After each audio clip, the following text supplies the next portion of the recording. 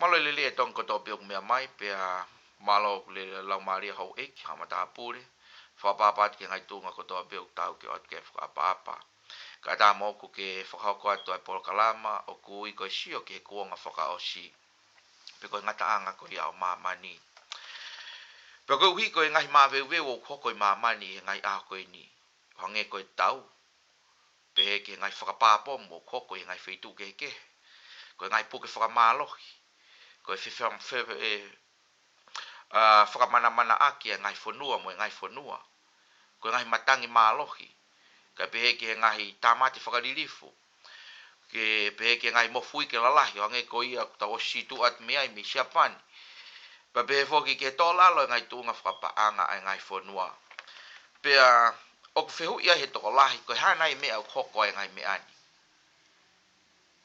Pea ika ke ngata ai o ku whehu I ngahi o ngongo lahi o kui whenai ai o tua. Kene hanga ta ofi ngai mea koe ni o ku hoko. Ka koe uhi o ku whakahahe wholofola ia. O ku ia ngai aho ia o ku tue whakamamahi ange. I tohi mātiu wahe o no ua whaave so no ua taha. O ku tala noa I o ku ia aho o ku tue whakamamahi ange ia. O ku ikai peki ia hana tau ana talu mehe kamataanga mamani. Tā koe ngai ki whakamamahi ku tau sio ke he aha koe di.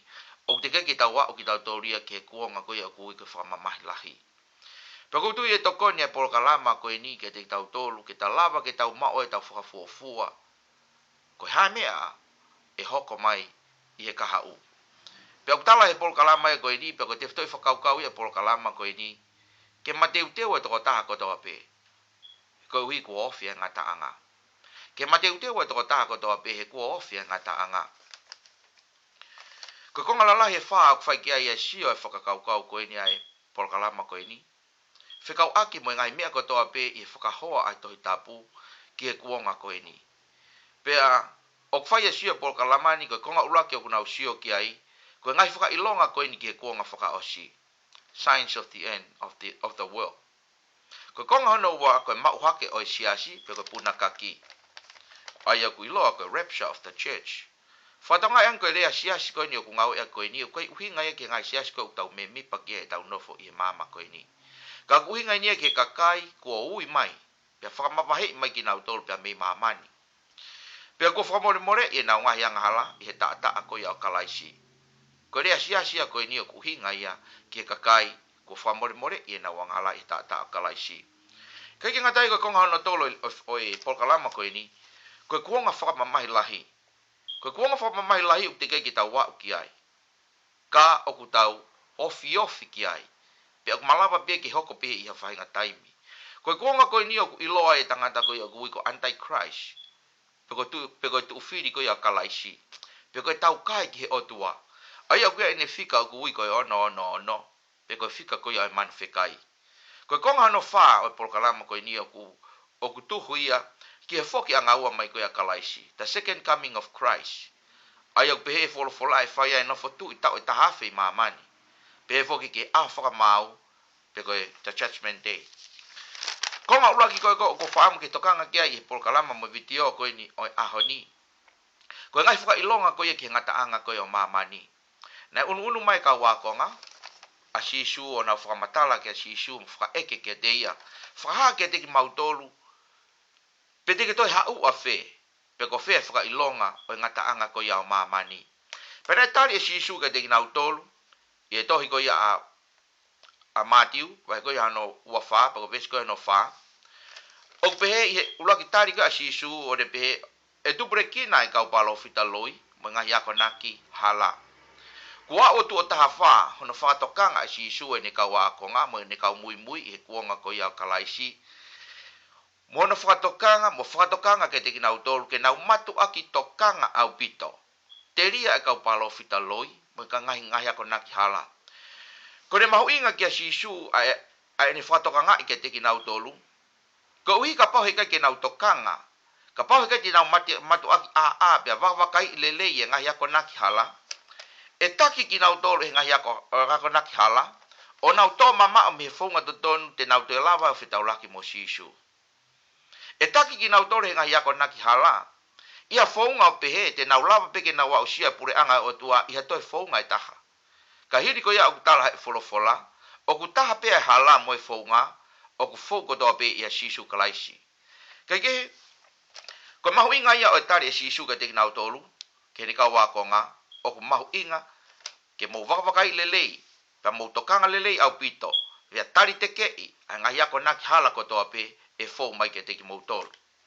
Ko whihui o mai me te ki tau tolu, i he tari kona e whae e sisu, e anga whewhe, ke iloi, ai palofita loi, pia mo ako naki ko ia oku hala. E toi matiu wai fitu wes taha di mampa ko wes ko hono taha no. O talano ai a sisu ke ni ka wako nga e ilo i pia ki nau tolu ia i ho nau ngahi fua.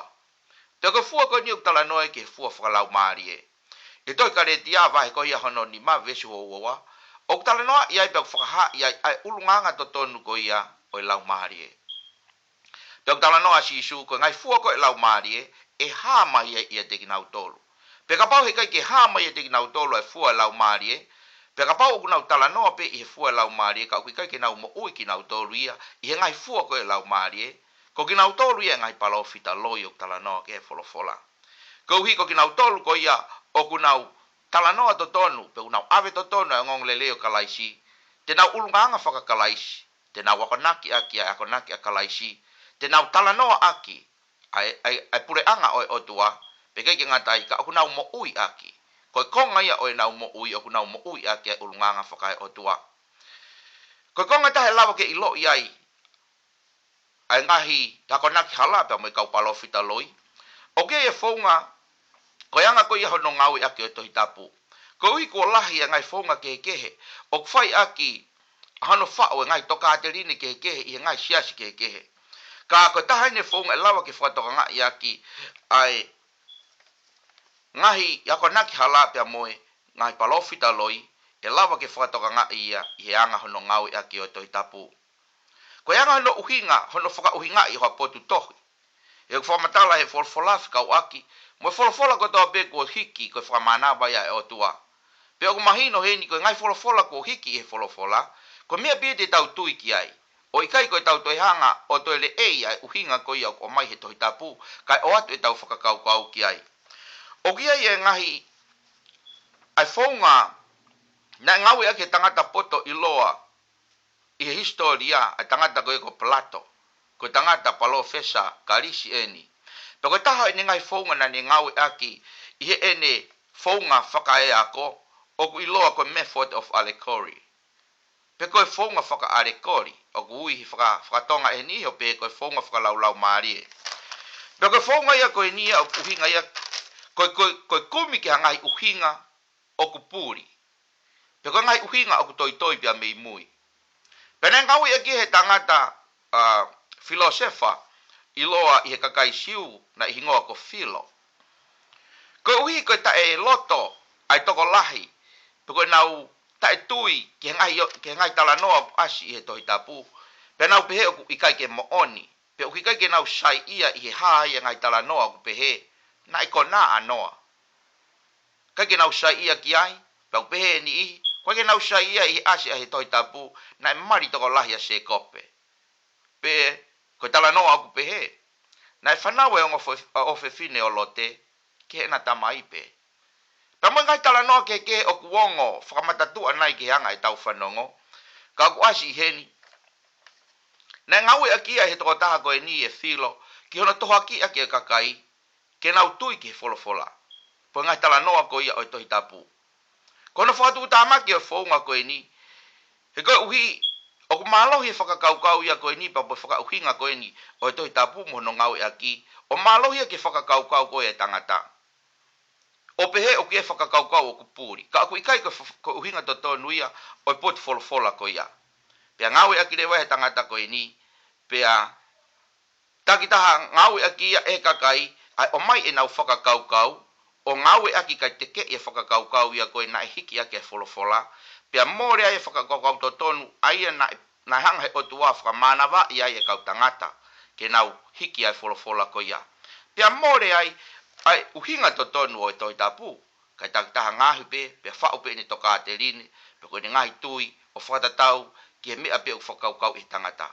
Koe taha ia mea mahau inga, o ku tāwai pea moki tau tolu, ke tau iloi e tau tohi tapu.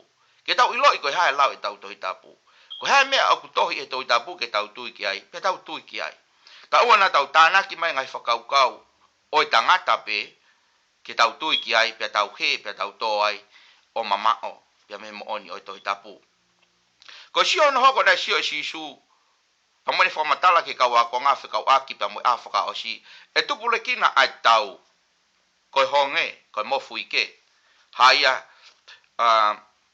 i hoko hoko i whako ia tohi koi a mātiu wahi koi a hono wawha. Te mo whanong ke hongo ongo e tau, pa pehe ke ngai tau. I mamani e ngai a koe ni. O te kei ke tuko e tau Amerika mo Iraq. Hiri ene ngai tau lahi. Ai kei whai pia tau. Pe kai ke ngata e ko hanu pia lau ngai toko lahi Amerika nau pehe ke whakafoki mai ai kau sotia. Ko hi he kutupure kina, ngolahi ai ngahi tolalo ai tunga whakapaanga ai whanua. Ko hi kono whakapaanga ko e ni ai tau o kwhai. He ko more ai a miliona, mo biliona, i he mei mahina ko toa pe. Kai ke, mangai whitu ke pe o mamani hake loto o ke whai ai ngai tau ke. I he honge, i Sudan, Ethiopia, Afrika, ki India.